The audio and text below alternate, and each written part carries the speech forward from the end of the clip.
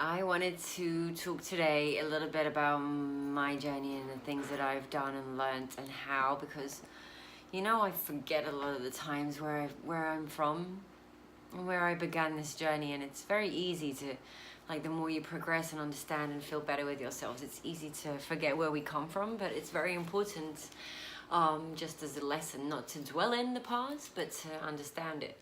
And I was depressed like my whole life. I think like a few years ago I didn't even look like the same person. My face was closed and I had a ton of makeup, like dark makeup around my eyes, and I was just like this. Like, I physically looked different. And I've probably been like minorly depressed my whole life.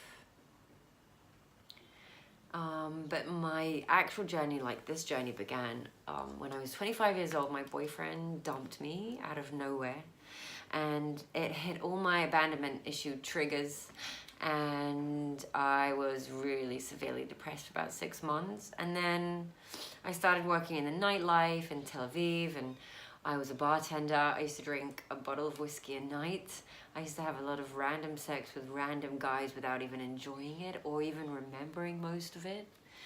And I had 7 years that were really tough, and I felt all alone, and the loneliness and the feeling that no one loves me was intensified.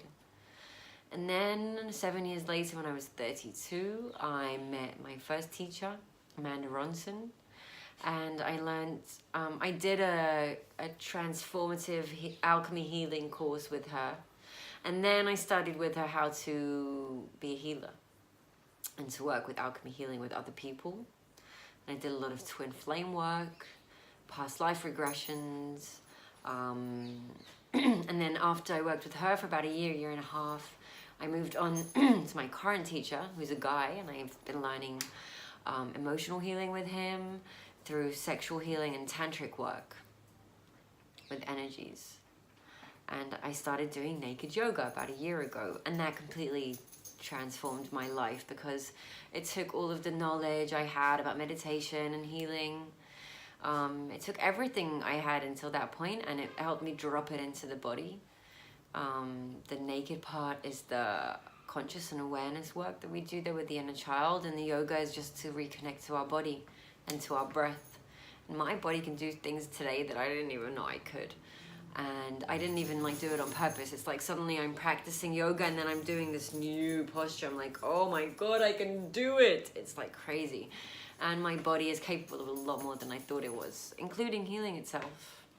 I stopped taking birth control, and I've reduced my migraines to 0. I've reduced my IBS to almost not there.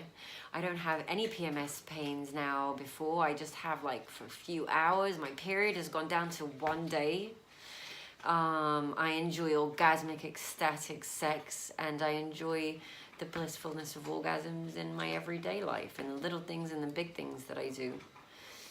But I do a lot of inner work, I do a lot of inner child work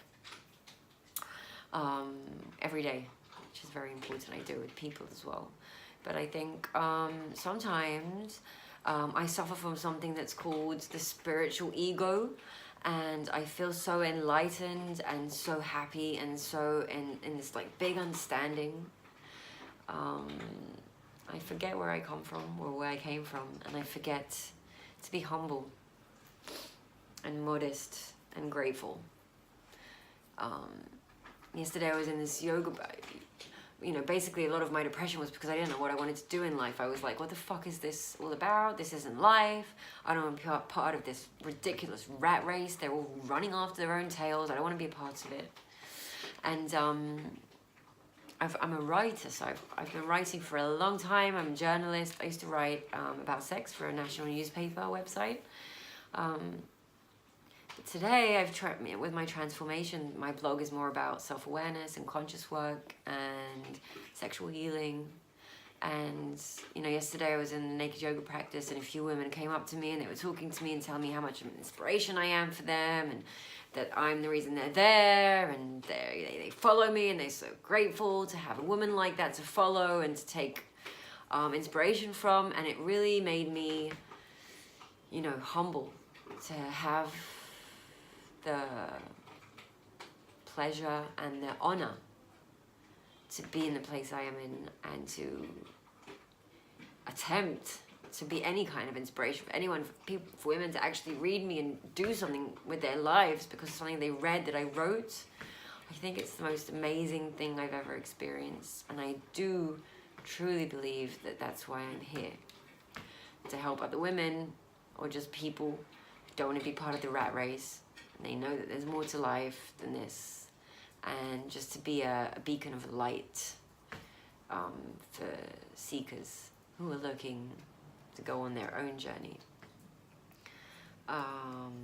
Which is why I believe that being the lighthouse, like just being the light, being a clear vessel for the light to come into the world, to show your light wherever you are, to whoever you're with, it's going to do something to someone. And we don't need to, we're not responsible for the for the results, for the outcomes. We're just responsible for being there and being in our lights. So yeah, that's what I wanted to talk to you about today, is just about like remembering where we came from, and you know, that if I went from being so miserable and depressed to being so happy at the moment, I'm pretty sure anyone can do it, which is why I do private sessions with people, and I help them find their soul, find their purpose, find who they are, feel their body, you know, be more present in their life and their sex, in their day-to-day, in their relationships, and how to bring more of their soul out and heal the inner child. It's just amazing work that saved my life, and I'm sure it can help a lot of other people. So yeah, that's my message for today. Thanks for listening if you have until now, and if not, you're not here anymore anyway. Okay, so yeah, like I said, I do private sessions and readings.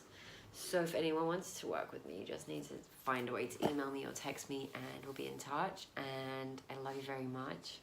I'll see you soon.